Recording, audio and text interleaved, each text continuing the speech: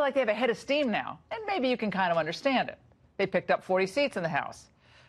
But right now, what I'm seeing, there is very little evidence that they've learned much about America. Why they voted in the first place for Donald Trump, and why they still support so many of his policies, especially on trade and immigration. And for all the Democrats' star power, they couldn't win the big races in Florida, Texas, or Georgia. Why not? I'll tell you why. In part, they have not come to terms with the fact that their decades of errors paved the way for Donald Trump. But I'll tell you this, at least Senator Claire McCaskill, of course, she lost her re-election bid, she seemed to have learned something, telling NPR, "I don't think my vote against Kavanaugh hurt me as much as the spectacle that occurred. There were mistakes made by my party in terms of how that was handled." Well, I'll say. The bright lights of the Democratic Party, though, they thought that the American people would rally behind them. And they set about to destroy the life of a man who actually is brilliant and one of the finest judges in America.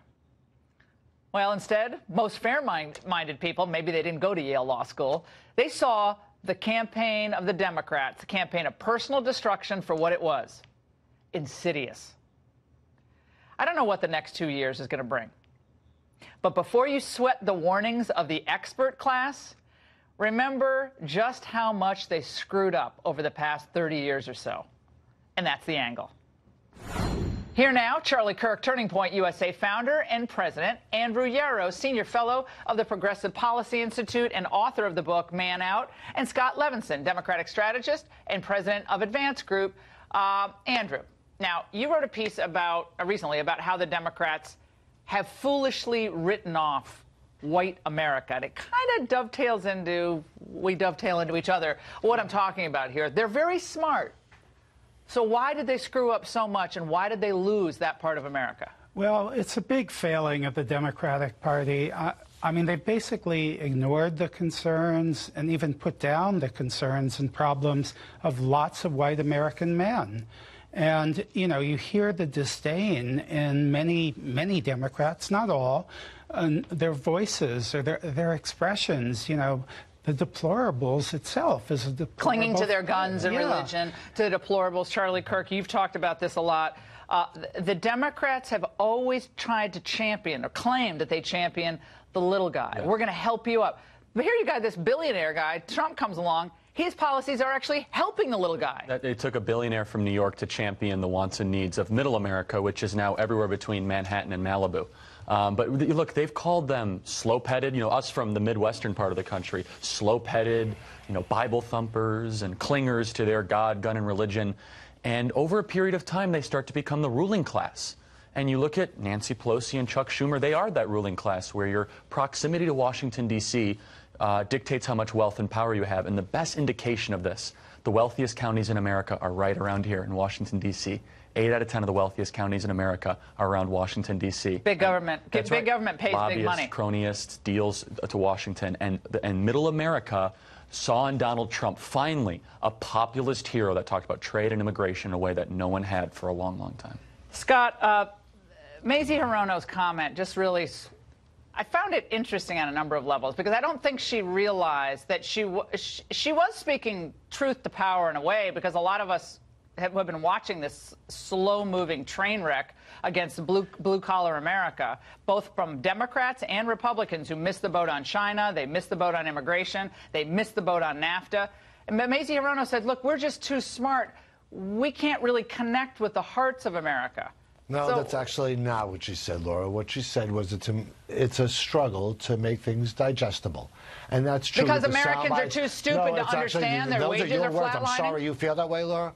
I'm sure you don't really feel that way, but you keep repeating that you think that Americans are too stupid. I don't know why you would repeat that. Because when it Hillary is, in fact, called them the deplorables, and Obama said they were clinging to guns and religion. Just over the last week, we've had a complete attack on intellectualism by the Republican Party. This administration started with an attack on Obamacare. It failed. The fact is they tried to destroy Obamacare, and Americans recognized that all they were doing was posturing.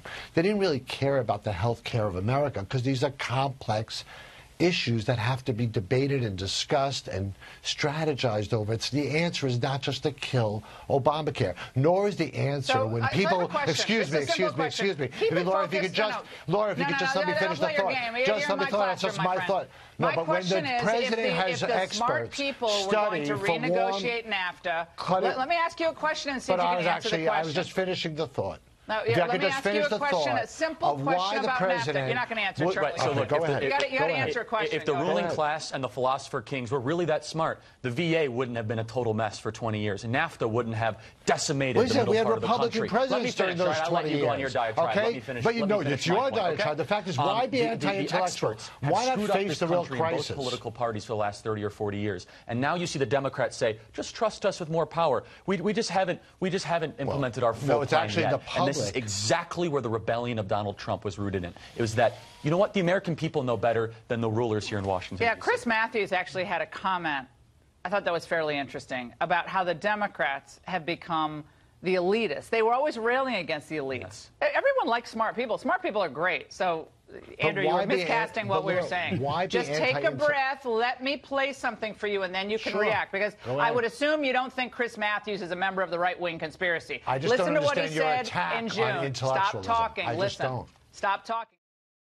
A true Democrat, lowercase d, thinks they're no better than anybody else. That's what a Democrat is. And when the party regains that with white, black, Hispanic people, everybody starts to think of themselves as one of them instead of being better than them, they'll get back to the party of the people. And they're not there yet. There's too many elitisms. There's so much elitism in the Democratic Party. It's so outrageous. Andrew, you disagree with Matthews? No, not really. I mean, I think there are parts of it that's right. I mean, there are problems with both political parties, there's problems with Washington for a long time here. But the thing about the Democrats, and the thing that has really gotten to bother me, is the political correctness that, you know, they can't see men's problems, which I talk about in my book, Man Out. Instead, they see men as the problem.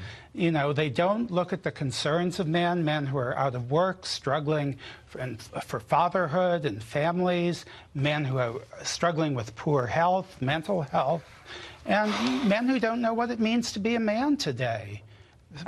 Yeah, since Andrew took a bite at that one, Scott, let me read this from Tim Ryan, who actually had another interesting point about all this. We'll put it up on the screen. The Achilles heel of the Democratic brand is that we look elitist and judgmental.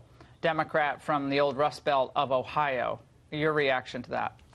The fact is, when we look at trying to find a solution to the global crisis of warming in our environment, that's us trying to take a stab at a difficult policy issue, not deny it, like the president has. In the face of experts, we're trying to deal with the policy challenge, not deny it. Same was true with health care. We're trying to address a policy challenge, not throw everybody out of health care. What Americans want, which is why we gained 40 seats, is health care that works. They didn't want health care just thrown out. That is why we gained seats, Laura. And you could deny that we gained seats this year? Well, we actually said that in the angle, but you might not have been listening. Okay. No, I did. I actually made that point in the angle, but you weren't listening, which is why liberals don't learn. What is important you don't listen to what the people are telling you. What is important to do is understand why we picked up seats, Laura. Right. Why we picked up seats. I know why you picked up seats. There's a whole bunch of reasons. But, Charlie, let's talk about what, and just as we close here, specifically on the issue of a very complicated issue like trade. You have Bob Lighthizer, you have Wilbur Ross, you have Stephen Vaughn inside the USTR. You have the finest thinkers on the issue of trade that we've ever had in U.S. government, ever. And I worked for Reagan, ever. They're smart, they're getting it done, and they already made huge headway. Yes.